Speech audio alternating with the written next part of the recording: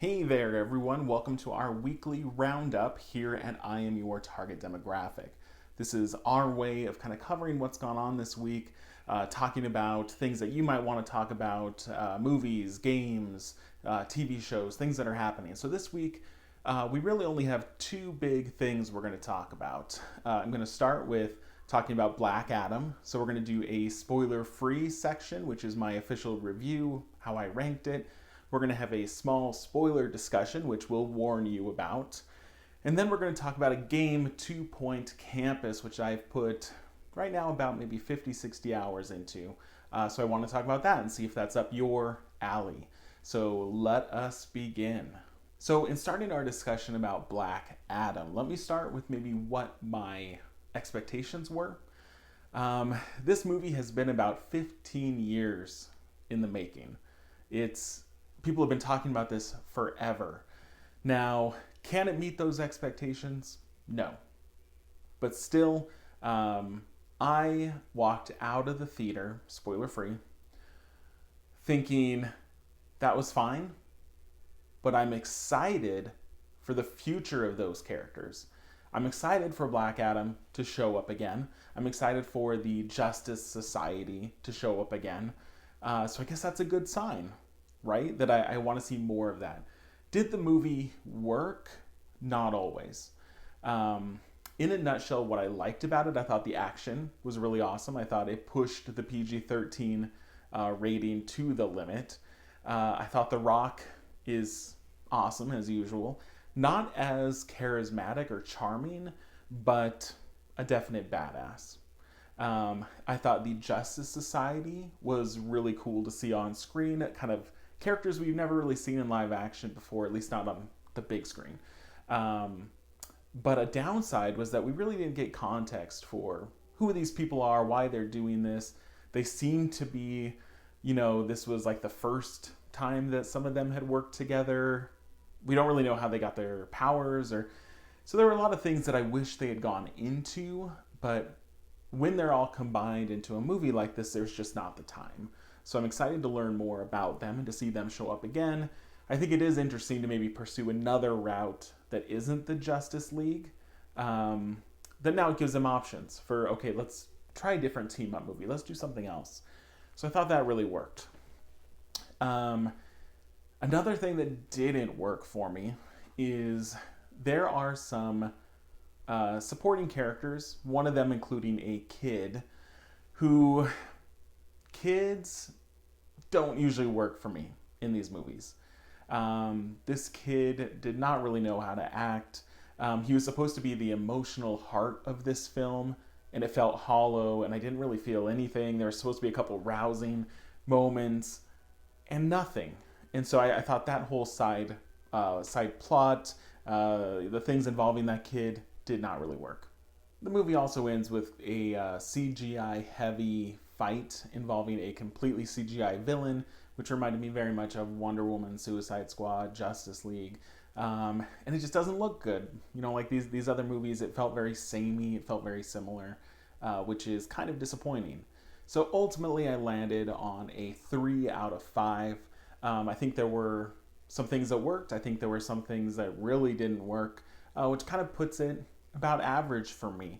But again, I'm excited about the future. So I think now that these characters are in this world, I'm excited to see what happens with Black Adam. I'm excited to see the Justice Society again. So I think that's a good sign, but maybe they deserve a movie better than the one that came out. So now I'm going to talk spoilers real quick. So if you're interested, you can skip ahead to where we talk about some video games, or you can stick with us. But this is spoiler territory now for everyone who saw Black Adam. 5, 4, 3, 2, 1. Spoilers. Okay. The big spoiler has already been given away by The Rock. They've been talking about it in interviews. They've been spoiling the mid-credit scene for Black Adam, which is essentially Henry Cavill, Superman, showing up, which felt weird to me. It's exciting, to be like, wow, like Superman's back. I haven't seen him in forever. This is potential, right? There was a time when we weren't sure Is he ever going to come back? What's happening? And then we get this. But the context of what he's doing there is Amanda Waller calls him in, like, hey, I'm going to get someone to come in and stop you, Black Adam. She calls in Superman. And then Superman says, we should talk. Which reminds me very much, in the worst way possible, of Morbius. Where Morbius, the end credits is the Vulture shows up and says, we should talk. Like, it's very, very similar.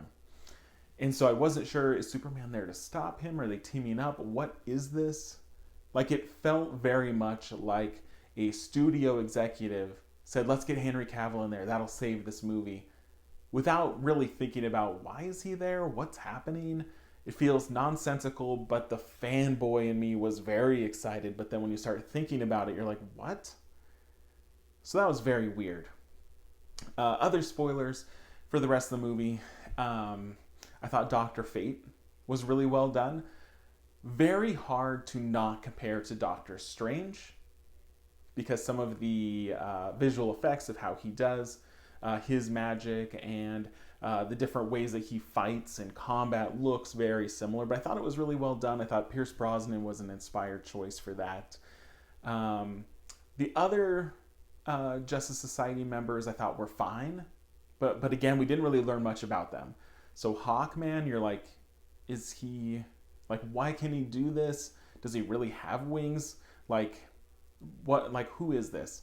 And Cyclone, is she just a metahuman? Like, what, like, we really didn't get context for any of these people. And so I think more time with them would be super beneficial, maybe in a Justice Society movie. So I thought it was, they were intriguing. It was a nice introduction, but we really didn't get any depth with really any of those characters.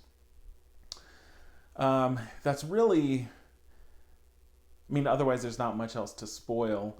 Yeah, I didn't like the kid storyline when he, went up and did the symbol and tried to inspire the people. None of that resonated with me. I thought this was not well done. I thought the kid was wooden and just like completely unengaging. And one other emotional piece that didn't really work for me is about 3/4 of the way in, there is a reveal that Black Adam is not, at the beginning of the movie, you see a young kid get the powers of Shazam. You think it's him, but then it turns out that it's the dad of the kid. This kid was killed, and so the dad took on the powers. Now, this would have been an interesting twist, but every single trailer for Black Adam tells you, it shows you The Rock with his kid in his arms dying, that he is this vengeful father.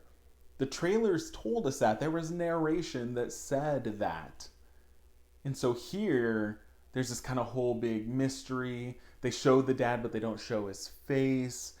Like, it's meant to be building up to something that they undercut in all of their marketing. So, very weird choice. And so that reveal had no impact whatsoever. If people didn't watch the trailers, maybe it worked for them. But the marketing just undercut it completely. So those are really my spoiler thoughts. Down in the comments, feel free to tell me what you thought about the movie. Hopefully people that haven't seen it aren't diving down there. So let's have a discussion down there about what you thought. And also make sure to like my Instagram at IAYTD, or Twitter or Facebook. That's where I post my reviews. So if you want to engage in more movie talk, that's where we can do it. So now we're going to transition to video games and what I've been playing this week. This week has been dominated by a game called 2 Point Campus. So I'm going to tell you what it is, why you might want to play it, and what I think of it so far. A lot of you are probably into games and looking for something, and when time is limited, you want to know if a game is worth looking into. So 2 Point Campus is a simulation game where you build out a college and you have to take care of students' needs, and you have to kind of make sure facilities match what they want, and you have to keep them happy. You have to worry about how much income you're making. So it's essentially a college simulator. Now, in my real life, when I'm not doing this, I work at a college, so I may be more interested in this than some of you might be. If you're like that, doesn't sound interesting, not for you. But for me, this was right up my alley. So basically, you're given a map, and each kind of level in the game is a different academic field. And they're a little silly, right? So this is not a realistic game. So one of the levels is like a spy school. And so you're training people to be spies. And so the different classrooms are them, doing acrobatics and infiltrating and avoiding traps. And so the majors are silly and weird. There's like a clown school. There's a one that's like counterculture.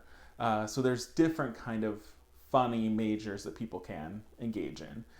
And then you build out the campus. And you say, okay, they need a place to eat, they need a place to live, they need bathrooms, they need showers, they need, rest areas to sit and relax, they need fun. So let's build a student union where we can have concerts.